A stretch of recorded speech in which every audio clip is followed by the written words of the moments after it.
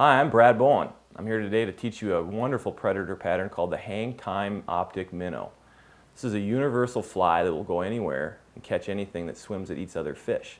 I'm really happy to show you my moves. We're going to start out today with a hook. It's a 2/0 B10S Stinger by Gamakatsu. Really wonderful platform to begin with. Our first element, after the thread, it's really important to have a good strong thread. We've got a wax Flymaster Plus 210 denier. Has great strength and great tying characteristics. Select good natural bucktail, long flowing tapered fiber. It's real key. We want to have the illusion of bulk without bulk.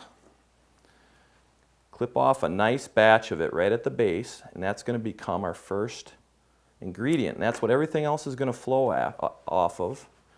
Comb out the little underfur so that you don't cut the thread. There's a lot of little parts to those fibers underneath there. Get that out of there with a comb.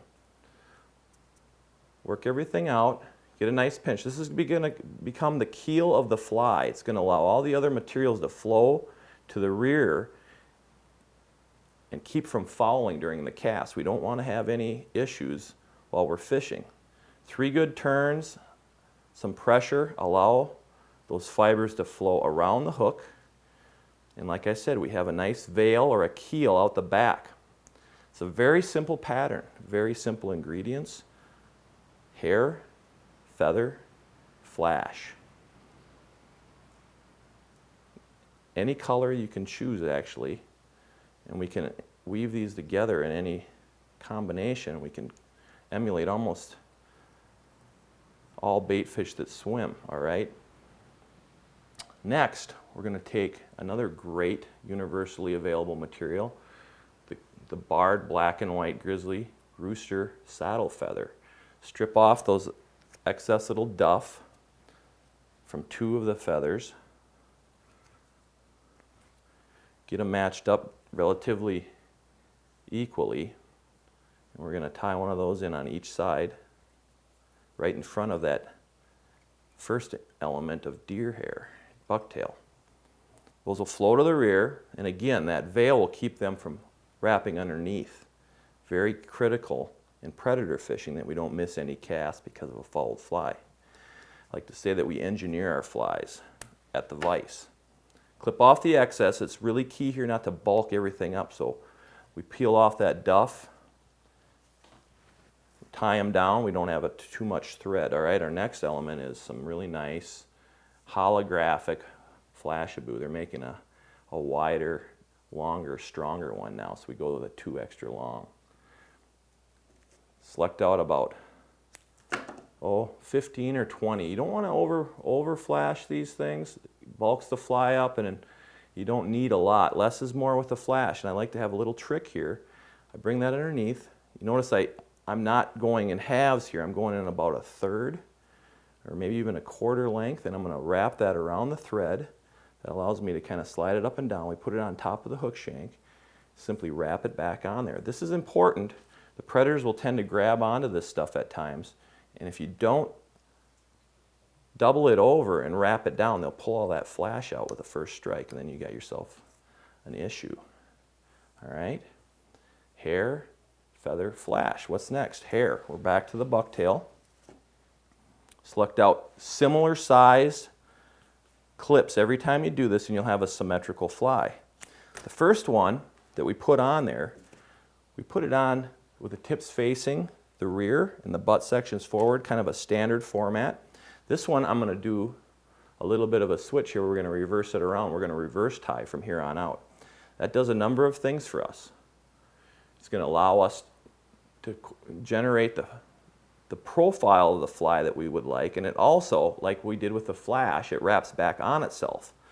Helps protect all the other elements that we laid down prior to that from the tooth of a pike or a musky or a walleye, barracuda, dorado, any of those toothy critters. They really demand purpose-built flies, all right? So you can see I did the same thing. I took 3 capture wraps.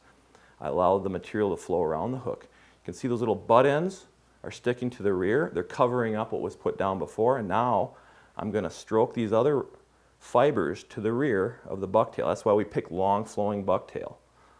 It's real key to get a good bucktail. And as I bring that to the rear, you can see it's almost like a hackle. It's around the hook. If I was doing something along the lines of a bluegill or a sunfish, I could leave that veil of that at a big angle. If I want to do something like a smelt or a whitefish, I can wrap back on this with the thread and create a very streamlined profile. I'm going to go right down the middle here. And instead of wrapping all the way back onto those fibers, I'll begin and I'll just make a nice taper in front of that. You can see, and it creates the illusion of a profile. This is Bob Popovic, longtime East Coast bluefish and striper tyer. This is called reverse or hollow fly style. It's very durable and it's very fishy. All right, hair, feather, flash. We've got the hair. Again, we're going to go and we're going to grab two more really nice grizzly saddles. Strip off those butt ends. Lay them in there next to each other. And what happens here is we've got the length out the back with the flash and the feather, and then our bucktail gives us that body profile. Very simple. Not many ingredients, just like a great meal in the kitchen. You don't need a lot of fancy little parlor tricks. All you need is good solid materials, and we can create a wonderful feast for a fish here with relatively easy, readily available materials. All right, our next element then in the hair feather flash is we're going back to a little more flashaboo. Come in here. Again, we don't need very many. This time maybe even a few or less, dozen or 15. I'm going to pull them apart here so we have a little bit of an uneven ending. And this time, instead of having that third or a quarter, I'm going to go right down the middle. I'm going to fold it in half. We've already created the length off the back. We're going to slide that down, and now we just add a little more depth to this. And you can see we're weaving everything together through this progression as we move forward. I'm not getting too bulky here, again, with the thread wraps. Place them in there really concisely. And now one of the things I like to do at this point as we start getting these together, I'm going to pick my next placement of the hair feather flash. We're back to bucktail again. And I'm going to build a little bit of a bump here with a little well in here. That helps to keep the bucktail in place as we lock it down. Next, we're going to go back again, selecting a nice, similar and symmetrical bunch of bucktail. I'll comb it out again. And again, we're going to reverse tie it right in that little well that I just created. You see me spinning this denier here, and that gives it a nice tightness. If you allow that bobbin to sit there and unwind itself, we get a flat thread. And a flat thread is a weak thread, and that'll break sometimes under pressure as we're tying in these fibers, and it's a little bit frustrating. So if you spin that up, you allow the thread to have its full strength. You can see I can pull on it relatively briskly and not have to worry about it. Again, I got it all the way around the hook. You can see we've got a nice veil, again, almost like a hackle. We're going to stroke that bucktail fiber to the back again, advance the thread in front, and create a nice tapering flow. Okay, at this point I've got 4 feathers. We've got pretty expensive material there with that genetic hackle. So if you wanted to add a couple more feathers at this point, you could. I'm not going to do that. Now we're going to go to a different type of flash. We're going to go to a crystal flash. I've got kind of a UV colored crystal flash. At this point, it gives us a little different type of light diffusion. Breaks the pattern up a little bit. You'll notice I keep the flash in the top half of the fly. If you look at a bait fish, generally they're very dull on the underside, and all their flash or all their scales and color is usually in the top half of the minnow. And so we'll emulate that. This is not what you would necessarily call a super realistic bait fish. It's more of an impressionistic bait fish, but I like to stay true to the natural form. And again, wrapping back on itself. This thing I could take in here, and I could take a real good sharp predator tooth and go at it, and we're not going to really bother this fly. And that's real key. When you get a pattern that's working, as we did, Bill and I discovered that the white fly was really critical in this journey that we did to Rowan.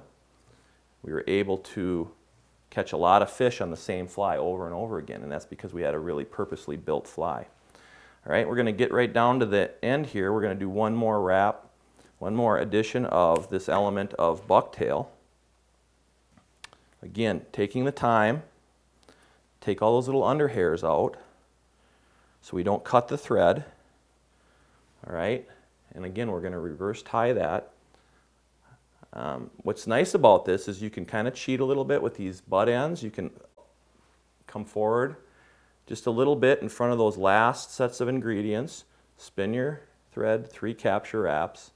A little bit of pressure and it starts to go around. We'll help it out with our fingers. We'll distribute it nice and easily. If you have a rotary vise, you can kind of check on that nicely. All right. You can see I haven't wasted my thread wraps. I've been able to keep a nice uniform fly. We're getting right down here to the end, or the head. We have nice room left. Advance that forward. Put some wraps right in front of it. And you can see we have a good taper. I like to use fluorescent colored thread if available. And at the end of this fly, we have a nice little taper built up. I'm going to add a little bit of thread.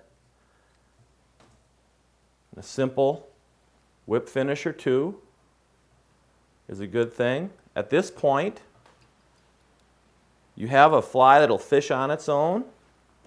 Put your choice of head cement or some kind of really good UV cured resin is a good choice.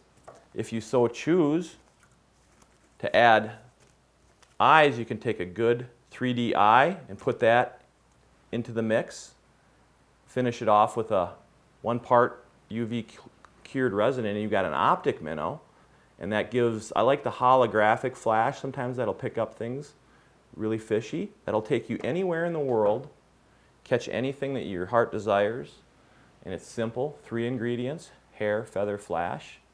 New fly fisher, pattern coming to you.